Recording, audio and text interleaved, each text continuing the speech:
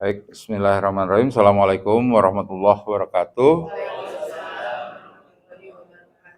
Yang saya hormati Pak Wakil Camat, para Kasatpel LH, Kasatpel Tamhud, khususnya UPS Badan Air, rekan-rekan PKK Kecamatan, khususnya juga Karang Taruna di tingkat kelurahan. Ya, siang ini saya akan coba memaparkan kegiatan pendidikan dan latihan yang telah saya terima selama 5 hari. Jadi pokok kegiatan diklatnya adalah tentang pembangunan berkelanjutan. Adalah upaya sadar dari kita ya dengan memadukan aspek lingkungan, hidup sosial, dan juga ekonomi dalam sekaligus pembangunan yang berkelanjutan. Di mana pembangunan berkelanjutan ini adalah hutang kita. Kita ini berhutang. Kita di sini hadir memanfaatkan sumber daya alam itu adalah berhutang pada anak cucu kita. Jadi jangan sampai apa yang kita manfaatkan sekarang nih habis nih tengah jalan. Jadi anak cucu kita nggak sempat memanfaatkan. Jadi tujuan bangunan berkelanjutan adalah memberikan fokus pada pertumbuhan terbuka dan menciptakan lapangan kerja, serta pengelolaan sumber daya secara efisien untuk kesejahteraan masyarakat. Jadi tujuan ekonominya, jadi kalau kita memanfaatkan sumber daya atau pelaksanaan itu dengan sebaik-baiknya dengan efisien, ini juga memanfaatkan bagi tujuan ekonomi kita. Ya kan? Kita melaksanakan buat pohon misalnya, dari pohon itu penebangan yang dilaksanakan oleh Tamhud, tapi dimanfaatkan pohon itu untuk kepentingan juga gitu loh. Apakah itu pohon itu batangnya manfaatan untuk kerajinan, ya kan? Bisa di recycle, kalau bahasanya daur ulang, atau di reuse, atau dimanfaatkan dijual. Nah, itu kan adalah pemanfaatan yang berimbas pada perekonomian. Dari segi sosial ada berimbas pada pengurangan kemiskinan. Jadi kegiatan-kegiatan pembangunan berkelanjutan itu pokok akhirnya adalah bagaimana memanfaatkan segala kegiatan atau sumber daya yang ada ini untuk kepentingan sosial, mengurangi pengangguran, kemiskinan, ya kan? Ekonomi, meningkatkan ekonomi ini adalah bagian dari kegiatan-kegiatan dari pembangunan berkelanjutan atau sustainable development. Selanjutnya menganggur pertumbuhan ekonomi. Nah, sosialnya apa? Kemiskinan meningkat, stunting, ya kan? Terjadinya kejahatan karena dia nggak punya duit, bagaimana cara memenuhi kehidupannya dia, ya kan? Berbuat kejahatan. Nah, emang itu dilarang. Tapi itu adalah bagian daripada putaran kehidupan kita, gitu. Selanjutnya lingkungan hidup, ini perubahan iklim. Terjadinya perubahan iklim di mana ozon ya kan, banjir, longsor, dan pencemaran, baik itu pencemaran tanah, udara, air. Nah, kali ini saya menyoroti tentang pencemaran tanah melalui sampah. Karena kalau udara atau air sumbernya itu satu, ya kan? Tapi kalau namanya sampah itu bisa pencemaran tanah apa? Pencemaran tanah kayak di TPST Bantar Gebang kan. Pencemaran udara apa? Pencemaran udara baunya sampah itu kan. Pencemaran air di mana air lindinya itu kalau kena ke sumber-sumber air kita kan jadi kotor, jadi polusi. Lanjut. Nah, ini gimana sih langkah kita untuk melindungi seperti pelindungan dan konservasi sumber daya alam, ya kan? Gimana kita mencoba bersama-sama, ya, Tamhud juga begitu, LH juga begitu, apa yang tadi disampaikan oleh Pak Wakil Camat, bagaimana kita, tapi bukan tidak melibatkan warga jangan ikut terlibat dulu, tapi kebijakan yang kita ambil itu nanti mari kita laksanakan bersama warga, gitu loh. Ya kan, kebijakan-kebijakan yang sudah dibuat pemerintah. Nanti terakhir akan saya jelaskan tentang apa daya dukung kita. DKI Jakarta itu lama-lama ini kondisinya ini kepadatannya sudah tinggi. Karena kita urbanisasi masuk. Yang mengurangi kepadatan kita apa cuma? Perpindahan jarang. Ya kan? daripada yang masuk lebih banyak, daripada yang keluar lebih banyak yang masuk, gitu kan. Meninggal juga jarang, tidak signifikan untuk mengurangi pendataan. Jadi kebutuhan daya dukungnya itu, sedangkan lihatin aja udah kelihatan. Anggaran APBD kita banyak kan untuk membantu kan bagi warga-warga kita yang memang sangat membutuhkan, kurang mampu. Karena kebanyakan itu akhirnya kesedot situ, mestinya kan itu untuk pembangunan, untuk meningkatkan kesejahteraan, untuk lain-lain, tapi kebanyakan dimanfaatkan untuk mendukung misalnya untuk bebas sekolah bebas biaya, ya kan, untuk bisa rumah sakit, itu adalah bagian dari itu. Jadi kalau kebanyakan penduduk juga ini mengurangi terjadinya kesenjangan juga. Nah, antisipasi perubahan iklim, energi dan emisi gas. Ya, perubahan iklim udah terjadi nih. Lihatin, hujan aja di saat musim-musimnya musim kemarau, sekarang hujan. Adalah rob, banjir, yang tidak lagi kalau dulu kan kita kenal lah kalau naik rob itu bulan purnama, ya kan? Tapi sekarang enggak. Lihatin aja contohnya di Muara Angke, Muara Baru, ya kan? Alhamdulillah kalau Kamal Muara udah mendingan dah, ada tanggulnya, ya kan? Kalau dulu sama juga begitu, rob juga.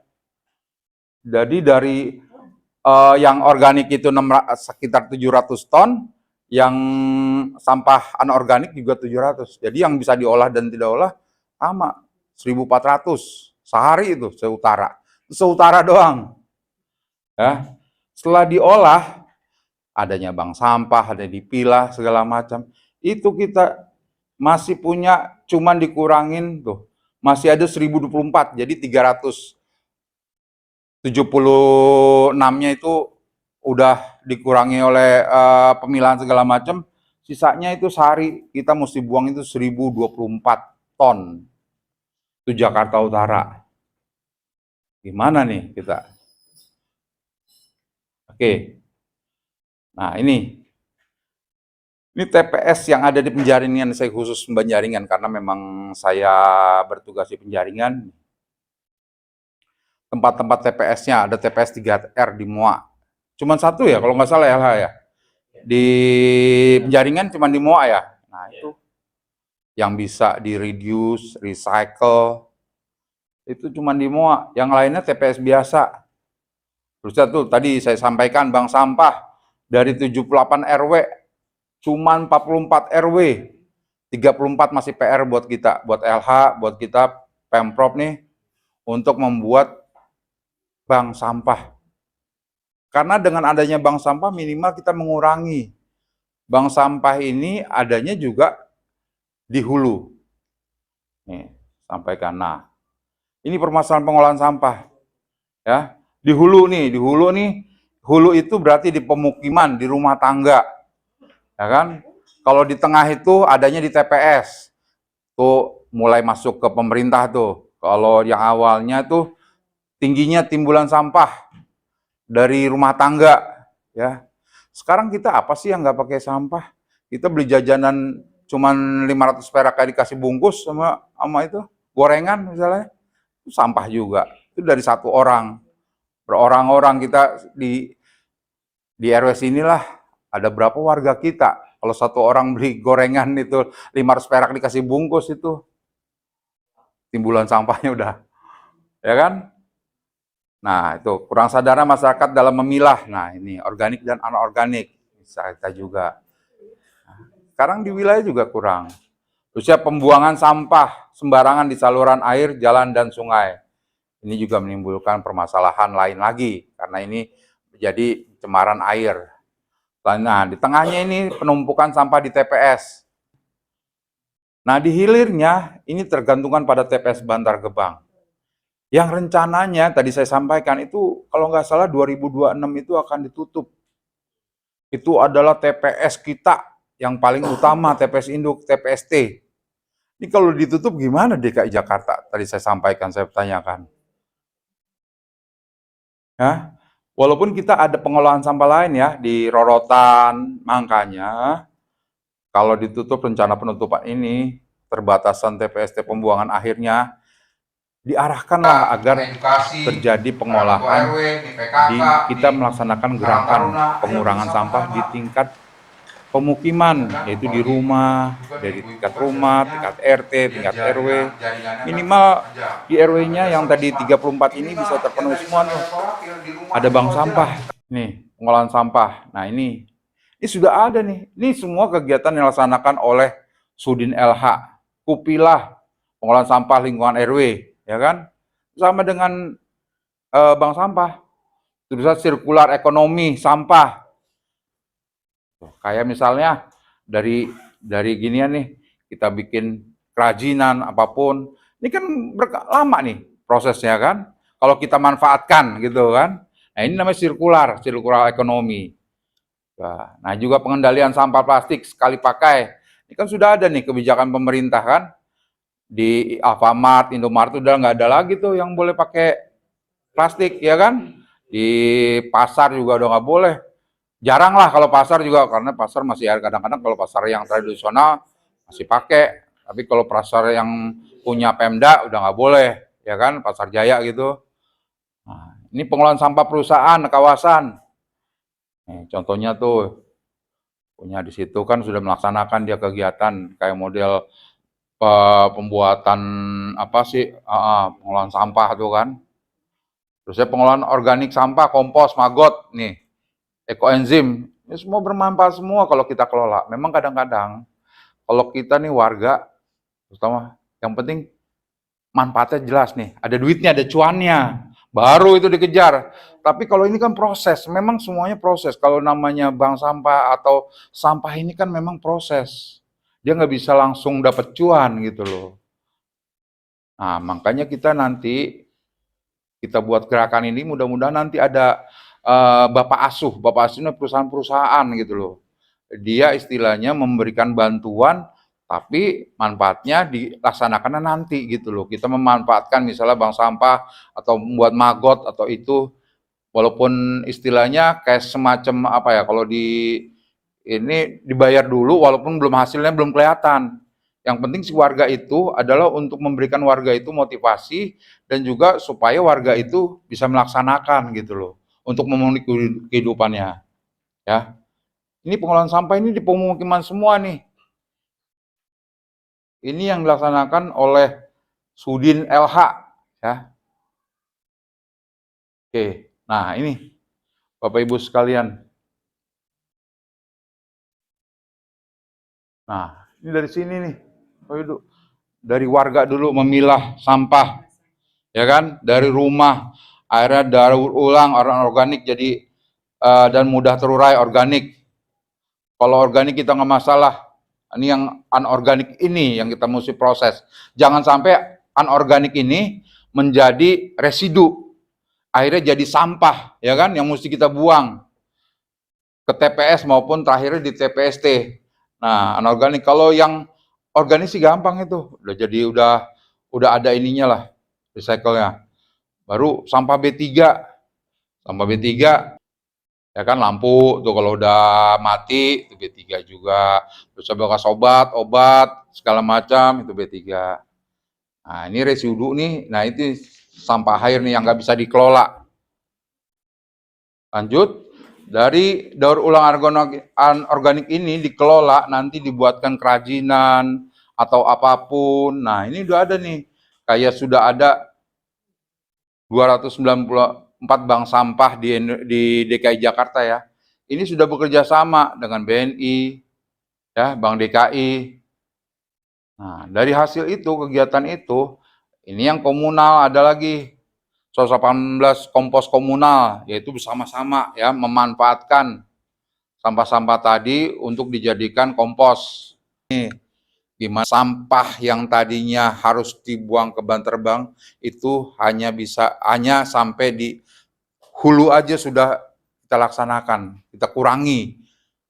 Kalau bisa kalau tadi kita sampai cuman 10%, nggak sampai 10%. Ini kalau bisa kita tingkatkan pemanfaatannya, pengolahannya, maksimal 50 lah kita bisa olah itu sampahnya.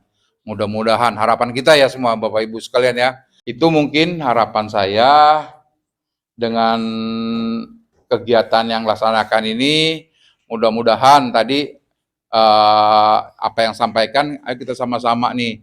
Itu kan tadi wacana dari pemerintah Jawa Barat yang menutup TPS Bantar Gebang kemungkinan di 2026. Maka ada agenda kegiatan yang seperti ini ya Pak Ji.